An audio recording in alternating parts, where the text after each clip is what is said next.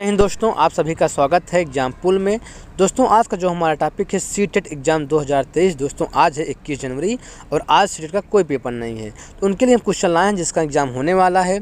और यदि आप हमारे चैनल पहली बार आए हैं तो आप हमारे चैनल सब्सक्राइब कर दीजिए, लाइक कर दीजिए, बेल आइकन को प्रेस कर दीजिए, क्योंकि हम आपके इसी तरह क्वेश्चन लाते रहेंगे। तो ठीक दोस्तों, चलते हैं टॉपिक तरफ। हम क्वेश्चन देखिए, पाठ्य सहगामी क्रियाएँ मुख्यतः संबंधित हैं। जो पाठ्य सहगामी क्रियाएँ होती हैं मुख्यतः छात्रों के सर्वांगीण विकास से संबंधित होती हैं। दूसरा क्वेश्चन देखिए, यदि कोई व्यक्ति आत्मसम्मान, सामाजिक प्रतिष्ठा एवं विशेष उपलब्धि की आकांक्षा रखता है तो उसके बारे में कहा जा सकता है कि वह बाह्य रूप से क्या है, अभिप्रेरित है। और देखिए जो तीसरा क्वेश्चन है, शिक्षा में अवरोधन का तात्पर्य है। तो शिक्षा में अवरोधन से क्या तात्पर्य है? बालक द्वारा विद्यालय छोड़ देना। तो बालक द्वारा विद्यालय छोड़ देना शिक्षा में अवरोधन कहलाता है। चौथा क्वेश्चन देखिए, सामाजिकरण की प्रक्रिया में अनुकरण को उपयोगी तथा विकासात्मक बनाने के लिए आवश्यक तत्व है। तो क्या आवश्यक तत्व है? परिवार एवं पास पड़ोस। ठीक है। अगला क्वेश्चन देखिए, किसी बालक में सबसे पहले भय तथा प्रेम के संवेग विकसित होते हैं। यह कथन किसका है? यह कथन किसका है? वाटसन का है। और देखिए जो अगला प्रश्न है, जो छठा प्रश्न है, सुनने और लिखने की कुशलता का आकलन करने का सबसे अच्छा तरीका है। तो कौन सा है? सुनी गई कहानी को अपने शब्दों में लिखना। अगला जो प्रश्न है, एक बच्चा अतीत की समान परिस्थिति में की गई अनुक्रियाओं के आधार पर नई स्थिति के प्रति अनुक्रिया करता है। यह किससे संबंधित है? तो यह किससे संबंधित है? सीखने का प्रभाव नियम से संबंधित है। और देखिए जो आठवां प्रश्न है, सरहुल त्यौहार किस राज्य से संबंधित है? तो सरहुल जो त्यौहार है ये झारखंड राज्य से संबंधित है। अगला क्वेश्चन, गेने के अधिगम सोपान का सही क्रम क्या है? सही क्रम क्या है? संप्रत्यय अधिगम, नियम अधिनियम और समस्या समाधान। प्रश्न, किस अवस्था में बालकों में नई खोज करने की और घूमने की प्रवृत्ति बहुत अधिक बढ़ जाती है? तो किस अवस्था में? बाल्यावस्था में। और देखिए जो अगला प्रश्न है, 11वां प्रश्न, शिवानी द्वारा पूछे गए एक प्रश्न का उत्तर शिक्षक तत्काल नहीं दे सकता है। शिक्षक की प्रतिक्रिया क्या होनी चाहिए? शिक्षक की प्रतिक्रिया क्या होनी चाहिए? शिक्षक द्वारा इस प्रश्न का सही उत्तर बाद में समझकर देना चाहिए। और देखिए जो अगला क्वेश्चन है, भाषा में अर्थ की सबसे छोटी इकाई है। तो भाषा में अर्थ की जो सबसे छोटी इकाई है क्या है? स्वनिम है। अगला क्वेश्चन, कौन सा प्राथमिक प्रदूषक के अंतर्गत आता है? कौन सा है? DDT है, कार्बन डाइऑक्साइड है, कार्बन मोनोऑक्साइड है, प्लास्टिक है, सल्फर डाइऑक्साइड है। ये सब क्या है? ये सब प्राथमिक प्रदूषक के अंतर्गत आते हैं। और देखिए जो अगला क्वेश्चन है, भारत में बिहार के सापेक्ष जम्मू कश्मीर और गोवा की स्थिति क्या है? तो स्थिति क्या है? उत्तर पश्चिम और दक्षिण पश्चिम है। और अगला क्वेश्चन देखिए, कर्नाटक में कौन सी भाषा बोली जाती है? कर्नाटक में जो है कन्नड़ भाषा बोली जाती है।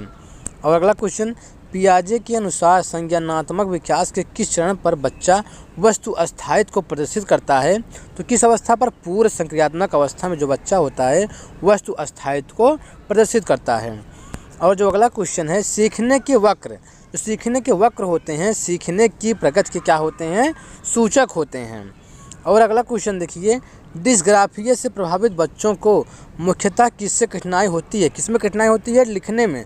तो जो बच्चे डिस्ग्राफिया से ग्रसित होते हैं उसको जो लिखने में क्या होती है? कठिनाई होती है। अगला क्वेश्चन, यदि आप रेलगाड़ी द्वारा अहमदाबाद गुजरात जाएं तो आपको रेलवे स्टेशन पर अधिकतर बेचने वाली खाने की कौन सी चीज़ मिलेंगी? तो कौन सी चीज़ मिलेंगी? ढोकला मिलेगी, चटनी मिलेगी, नींबू वाले चावल मिलेंगे। अगला जो प्रश्न है, कक्षा में अनुशासन बनाए रखने के लिए सर्वाधिक प्रभावशाली उपाय क्या है? तो क्या है? शिक्षण को रोचक एवं व्यावहारिक बनाना। अगला क्वेश्चन देखिए जो 21 क्वेश्चन है, मनोज ब्लैकफुट नामक रोग से क्या है? ग्रसित है। वह किसके संपर्क में अधिक रहा है? तो आर्सेनिक के। तो अगर आर्सेनिक युक्त आप जल पिएंगे तो आपको ब्लैकफुट नामक रोग हो जाएगा। और देखिए जो अगला प्रश्न है, कौन सा पौधा नाइट्रोजन की पूर्ति के लिए कीटों का भक्षण करता है? तो कौन सा पौधा है? घटपर्डी है। घटपर्डी एक ऐसा पौधा है जो नाइट्रोजन की पूर्ति के लिए क्या करता है? कीटों का भक्षण करता है। अगला प्रश्न, नवीन जानकारी को शामिल करने के लिए वर्तमान स्कीम में बदलाव की प्रक्रिया कहलाती है।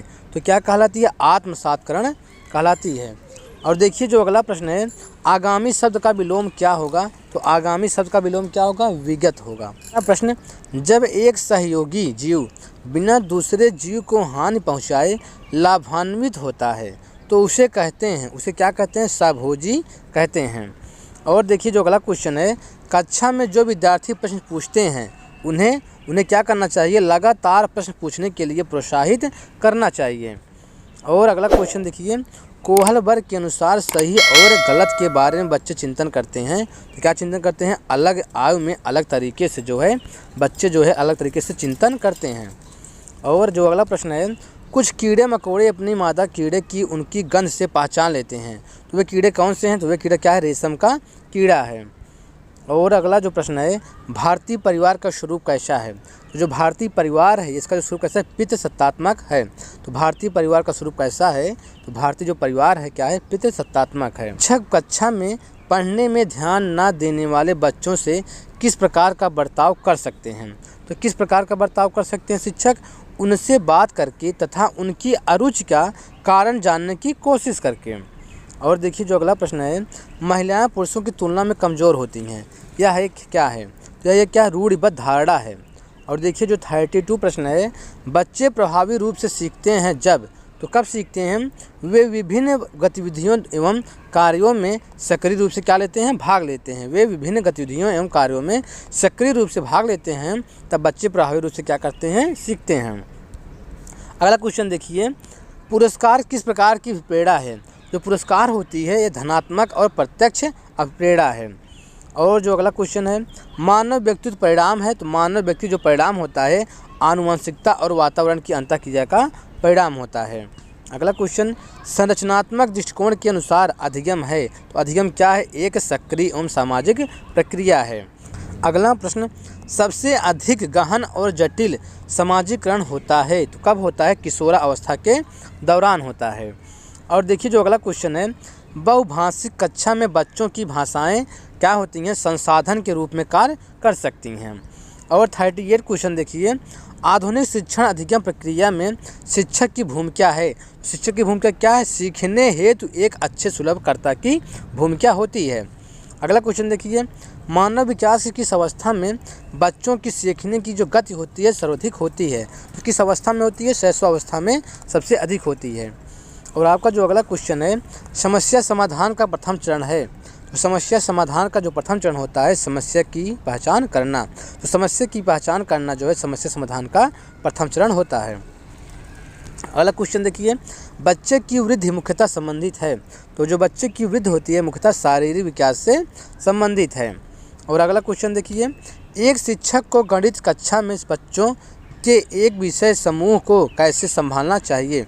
तो कैसे संभालना चाहिए? अलग अलग क्षमता वाले बच्चों को एक साथ सामूहिक रखकर, ताकि वे एक दूसरे से सीख सकें। और देखिए जो अगला क्वेश्चन है, सहानुभूति कौशल में व्यक्ति। तो जो सहानुभूति होती है उसमें कौशल में क्या होता है? उसमें जो व्यक्ति होता है दूसरों की परेशानियों को समझता है और उसकी क्या करता है? सहायता करता है। अगला क्वेश्चन, बच्चों में प्रतिभाशालिता के कारण हो सकती है। तो क्या हो सकती है? आनुवंशिकता और वातावरण के बीच अंतःक्रिया हो सकती है। भाषा शिक्षक का यह प्रयास होना चाहिए कि वे बच्चों की भाषा संबंधी सहज रचना शक्ति को बढ़ाने के अवसर दें। और देखिए जो लास्ट क्वेश्चन है, कक्षा में बच्चों को प्रेरित समझा जा सकता है यदि वे शिक्षक से स्पष्टीकरण प्राप्त करने के लिए प्रश्न पूछते हैं। तो दोस्तों इस तरह हम आपको 46 क्वेश्चन बता दिए हैं, इसको आप ध्यान से पढ़िएगा और क्वेश्चन की 1-2 बार पढ़ेंगे तो आंसर आपको समझ में आ जाएगा। तो यदि आप हमारे चैनल पहली बार आए हैं तो आप हमारे चैनल सब्सक्राइब कर दीजिए, लाइक कर दीजिए, बेल आइकन को प्रेस कर दीजिए, क्योंकि हम आपके लिए इसी तरह अच्छे क्वेश्चन लाते रहेंगे। तो ठीक दोस्तों, आज के लिए इतना ही।